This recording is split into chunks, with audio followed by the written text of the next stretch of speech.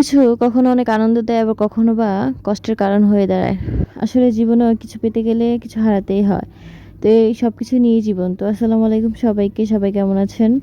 তো আজকে সকালে ঘুম থেকে উঠে নাস্তা-টাস্তা করে আমি রান্নায় চলে গেলাম। তো আজকে আমার খুব ইচ্ছে করছিল যে আমি ভর্তা খাবো। তো ভর্তার জন্য আমি এখানে আলু ভর্তা নিয়ে নিচ্ছি। আলু ভর্তা করব আর বেগুন ভর্তা করব।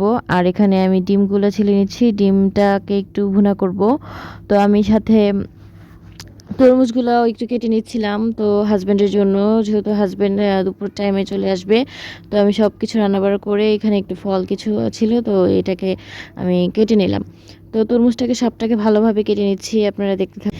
এই তো তারপরে আমি এখানে আলু আর টমেটোগুলো সিদ্ধ করে নিচ্ছি। তো আলু আর টমেটোগুলো একসাথে সিদ্ধ করার পর এটাকে ভর্তা করবো একসাথে। তো এইভাবে আমার আলুর সাথে টমেটো ভর্তা খেতে খুবই ভালো লাগে। তো তারপরে আমি এখানে শুকনো মরিচগুলো একটু পরে এখানে আমি একটু শুকনো মরিচগুলো ভেজে নিচ্ছি, ভেজে নিয়ে এটাকে তুলে নেব। তো তারপরে আমি এখানে তেল দিয়ে এখানে হলুদ, একটু লবণ আর একটু ধনিয়া গুঁড়া দিয়ে আমি ডিমটাকে একটু ভেজে নেব। ভেজে নেওয়ার পর এটাকে হালকা হালকা করে ভাজবো। তো ভেজে একটু উঠিয়ে নেব। তো এখানে তারপরে আমি এখানে বসিয়ে দিচ্ছি ডিম ভুনাটা। তো ডিমের জন্য আমি এখানে তারপরে আমি পেঁয়াজটা দিয়ে দিচ্ছি। পেঁয়াজটাকে ভালো করে ভাজার পর পেঁয়াজটাকে ভালোভাবে ভাজার জন্য আমি লবণটা দেবো। লবণটা দিলে পেঁয়াজটা একটু খুব তাড়াতাড়ি ভাজা হয়ে যায়। আমার কাছে তো এটাই মনে হয়। তো আমি এখানে একটু লবণ দিয়ে দিব।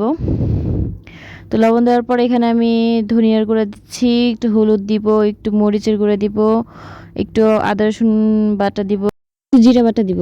সবকিছু দিয়ে এখানে ডিমটাকে বসানোর জন্য আমি মশলাটাকে ভালো করে কষিয়ে তারপর ডিমটা দিয়ে দিব। তো একটু ভুনা ভুনা করবো, তার জন্য তারপর লাস্টে একটু কাঁচামরিচ দিয়ে দিব। আমার ডিম ভুনাটা শেষ। এবার আমি আলুর সাথে টমেটো ভর্তাটা করে নেব। টমেটো ভর্তা আলুর সাথে মিশিয়ে ভর্তাটা খেতে খুবই ভালো লাগে আমার কাছে। তো যাই হোক, আমার ছোট সংসারের জন্য হাজব্যান্ড অ্যান্ড ওয়াইফ একদম সিম্পল রান্নাবাড়া। তো ভর্তা আমি একদম দুপুরবেলা ভর্তা, আমার হাজব্যান্ড খুব পছন্দ করে ভর্তা ভাজি। তো এইগুলাই বেশি পছন্দ করে, যার জন্য দুপুর টাইমে এগুলো খুব করা হয় আমার।